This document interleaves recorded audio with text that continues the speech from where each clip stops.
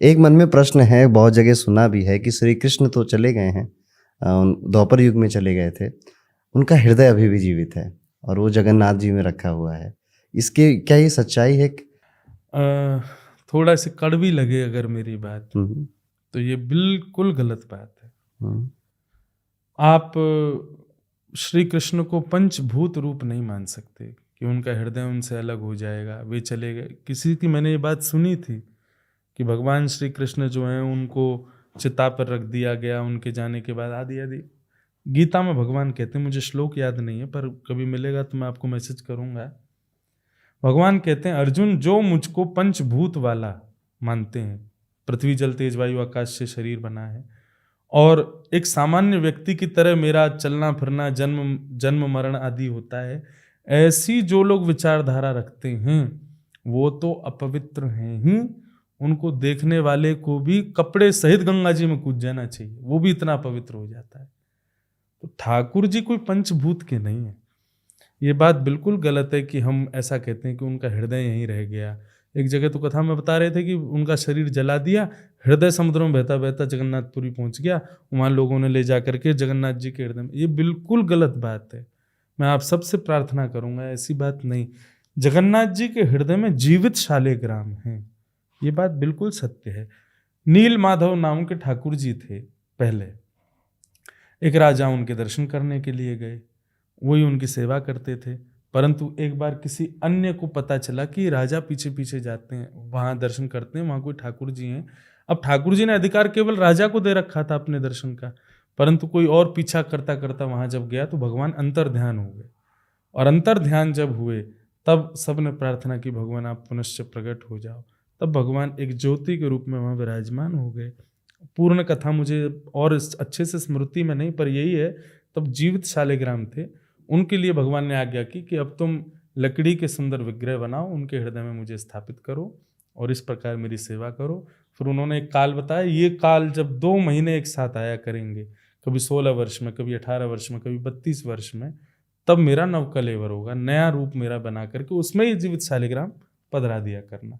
इस प्रकार वो लीला होती। अब उस पर लोगों ने ये बना दिया कि भगवान का हृदय बहता बहता द्वारिका से जगन्नाथपुरी आ गया भगवान। ये गलत बात है, ऐसा बिल्कुल भी नहीं। तो जगन्नाथ जी की जो मूर्तियाँ हैं, ये अधूरी क्यों हैं? ये कथा इसकी दूसरी आती है, 2 कथाएं हैं इसके पीछे भी। एक कथा तो ये है कि भगवान का जब विग्रह बन रहा था, तो भगवान ने राजा को आज्ञा की थी कि जब तक मेरा विग्रह बने तब तक आप भीतर मत आइएगा, कक्ष के अंदर जो विग्रह बना रहे हैं उनको बनाने दीजिएगा। बोले हमें कैसे पता चलेगा कि भीतर सब सही है? बोले छेनी हथौड़ी की और अंदर खटपट खटपट आवाज आती रहेगी तो आपको लगेगा कि हाँ चल रहा है।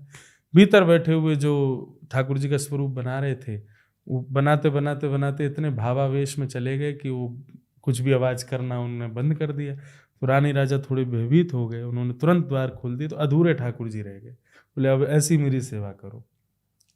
तब सबने जिज्ञासा प्रकट की कि भगवान ऐसे अधूरे ही सेवा।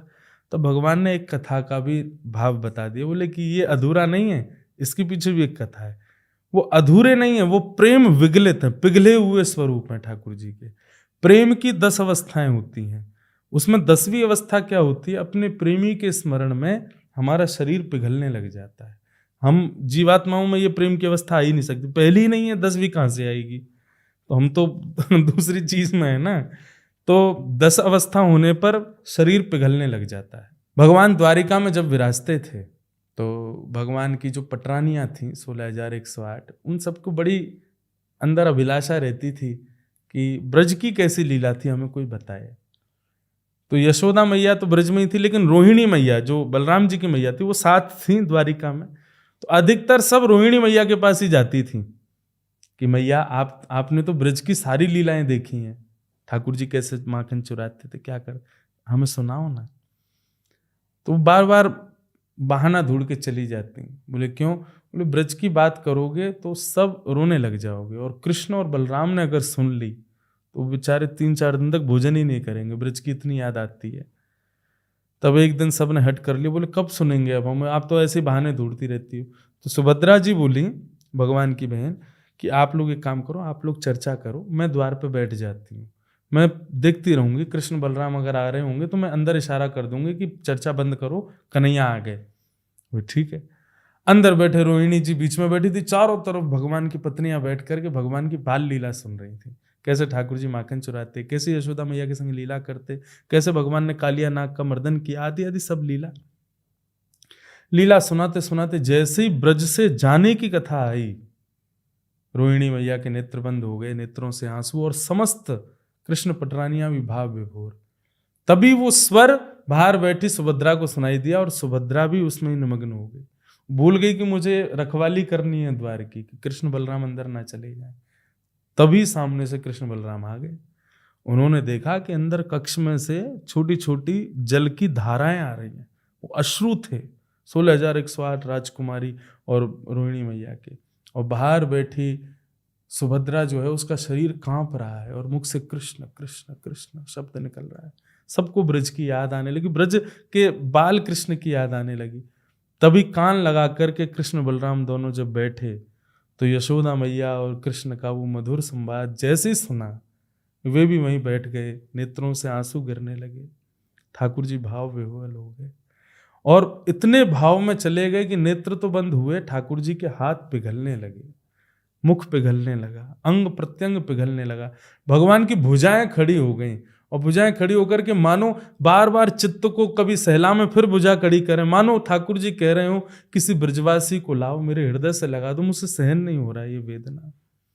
तब भगवान कृष्ण बलराम और सुभद्रा का ये भुजा फैला करके ब्रजवासियों को बुलाने का स्वरूप ही श्री जगन्नाथ जी।